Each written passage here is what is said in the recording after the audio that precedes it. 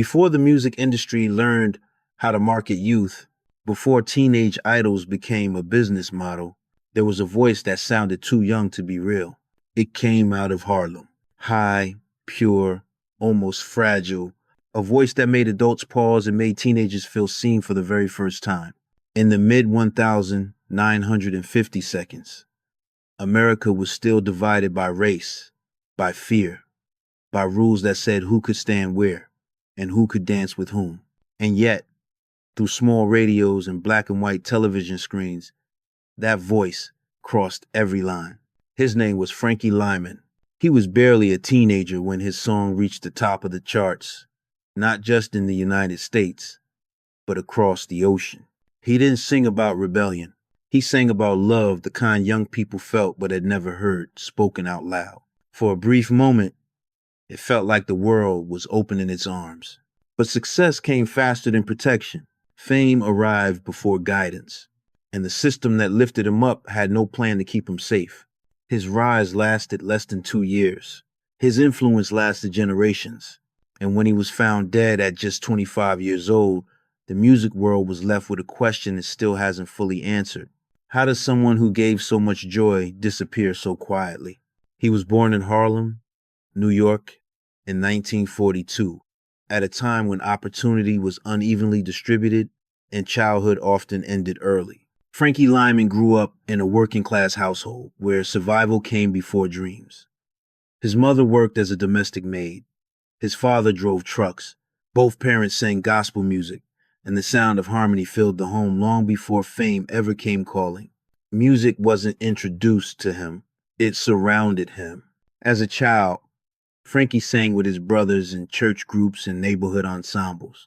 His voice stood out almost immediately, not because it was loud, but because it was clear. There was something arresting about how young it sounded and how confidently he carried it. But life outside of music was unforgiving. When his parents separated, the family struggled financially. Frankie went to work at a grocery store at a very young age, running the register and delivering packages just to help keep food on the table. While other kids played stickball in the streets, he learned responsibility and exposure to adult realities came far too soon. Harlem in the early 1950 seconds was alive with sound, on street corners and in building hallways. Teenage vocal groups practiced harmonies night after night. Singing was affordable. It was communal. And for many kids, it was a way out. One of those neighborhood groups was called the Coups de Villes. Frankie admired them deeply. He followed them, listened closely, and begged for a chance to sing alongside them. At first, he was too young, too small, easy to overlook. But talent has a way of insisting. After watching him perform at a school talent show, the group finally gave in. They changed names first to the Ermines, then later to the Premiers, and Frankie became the youngest member. What he lacked in age, he made up for in presence. Even then, people noticed how comfortable he seemed performing, how naturally he commanded attention. Night after night, the group rehearsed on street corners until neighbors called the police. Their harmonies carried through open windows, echoing through Harlem's brick corridors. It was during one of those nights that chance intervened. Richard Barrett, a singer and songwriter already working in the music industry, heard them. He recognized something special, not just in the group, but in the small boy standing at the center of the sound. That moment changed everything. Soon, Frankie would step out of Harlem and onto a stage far larger than anyone had imagined. But before the world learned his name, he was just a kid with a voice, standing on a street corner, believing that singing might save him. When opportunity finally arrived, it didn't knock gently. It came through Richard Barrett, a songwriter and performer who understood the machinery of the music business. After hearing the group rehearse, he brought them into a recording world that was still learning how to handle young black talent. At the label, executives saw something immediately. Not just a group, a centerpiece. Frankie Lymon was barely 13, but his presence shifted the room. His voice cut through harmonies with a clarity that felt effortless. There was confidence there, energy, a kind of joy that couldn't be taught. The group was renamed The spotlight narrowed. Frankie became the lead. From a collection of old love letters and poems came a melody that would soon circle the globe. Why Do Fools Fall in Love wasn't loud or rebellious.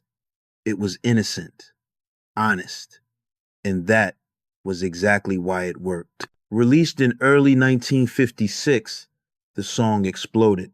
It topped the R&B charts, crossed over to the pop charts, and then did something unprecedented. It reached #1 in the United Kingdom. For the first time, a teenage black voice from Harlem was being played everywhere. Schools, radios, living rooms, television screens. Teenagers finally heard themselves reflected back through music. They dressed like Frankie, sang like Frankie, moved like Frankie. Matching outfits and group harmonies became the blueprint for what youth culture would look like next. But with fame came exposure, and with exposure came resistance. While touring across the United States, especially in the South, the group faced open segregation.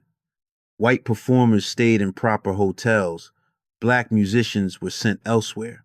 Meals were ordered for them because they weren't allowed inside restaurants. Outside venues, protest signs warned of outside influence and racial fear. And then came July 1957. On a live national television broadcast, Frankie stepped off the stage and danced with a white teenage girl in the audience. It lasted only seconds, but the reaction was immediate. Sponsors pulled out, complaints flooded in. The show was canceled. Rock and roll had crossed the line, and America wasn't ready. Still, the momentum continued. Hit records followed. Tours expanded. Movie appearances cemented their image. For a brief window, Frankie Lymon and his group were everywhere at once. But behind the scenes, decisions were already being made. Contracts were rewritten. Royalties were unclear. And plans were forming to separate the boy from the group that had risen with him. At the height of his fame, the foundation beneath Frankie's success was already cracking. The world saw a star. The industry saw a product, and neither stopped to ask what would happen when the voice finally changed. The voice that once sounded timeless did what all young voices eventually do. It changed. As adolescence set in, Frankie Lymon no longer sounded like the boy America had fallen in love with. The industry, however, had already made its decision. The solution wasn't to slow down or protect him, it was to separate him. Management pushed for a solo career. The group that had carried the sound together was quietly dismantled. Contracts shifted, promises were made, and the teenagers were left behind after barely a year and a half together. Behind the scenes, money told a different story than the applause did. Frankie and the other members were paid small weekly allowances while being told the rest was placed into trust funds waiting for them when they turned 21. They performed hundreds of shows, appeared on television, and sold records by the millions. Years later, when the accounts were finally checked, the trust funds held almost nothing. By then, the damage was already done. As a solo artist, Frankie still appeared on major stages. He earned strong performance fees, but without the group, audiences felt the absence, and venues paid less when the teenagers weren't there.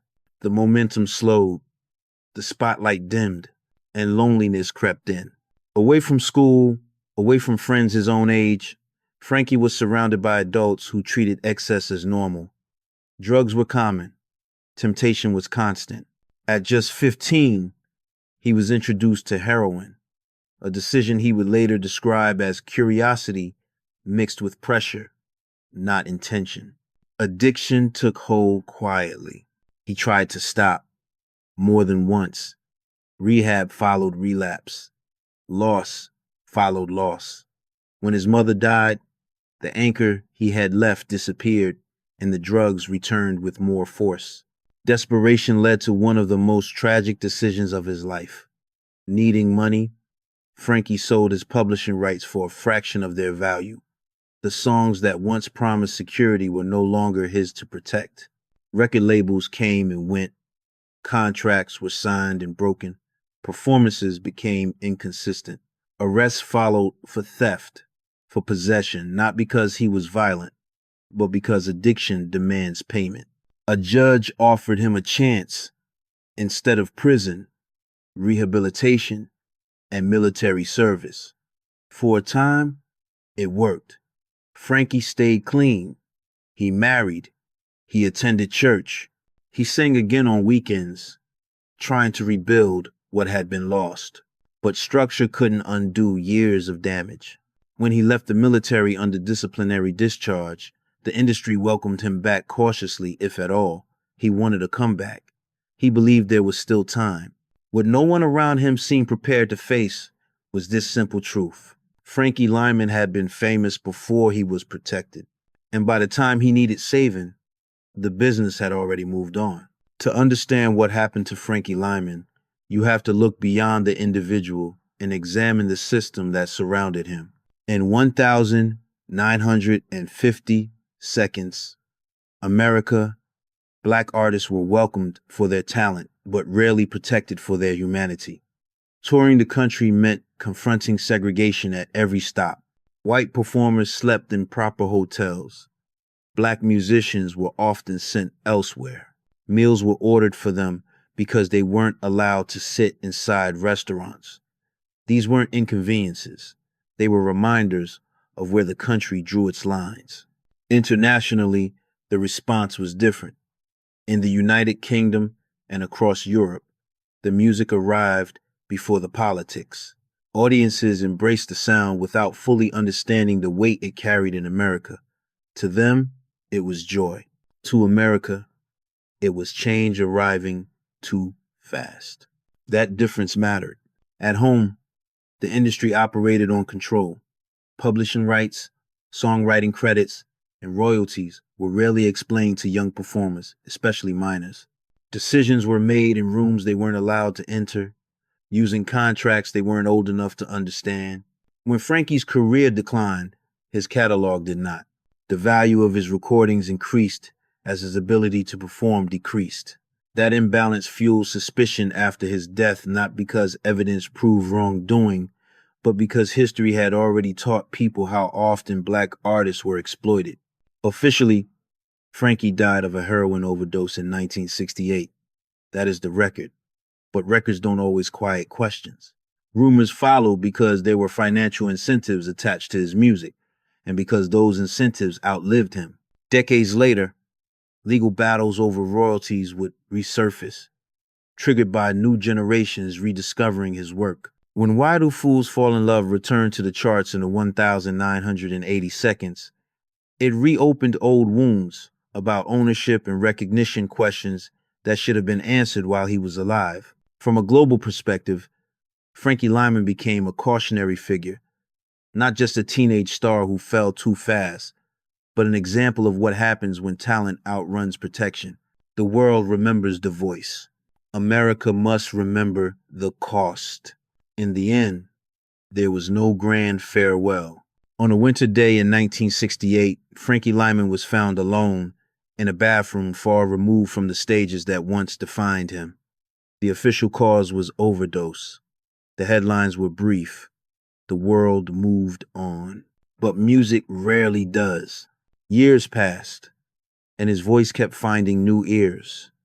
New generations discovered the same innocence, the same urgency, the same impossible youth frozen in sound. Artists who came after him cited him as influence. His songs returned to the charts.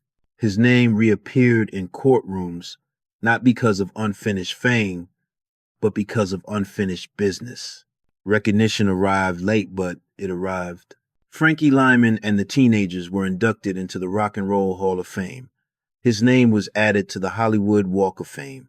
A film retold his story, imperfect but necessary, reminding audiences that behind every myth is a human life shaped by choices, systems, and timing. For years, even his grave stood without a marker.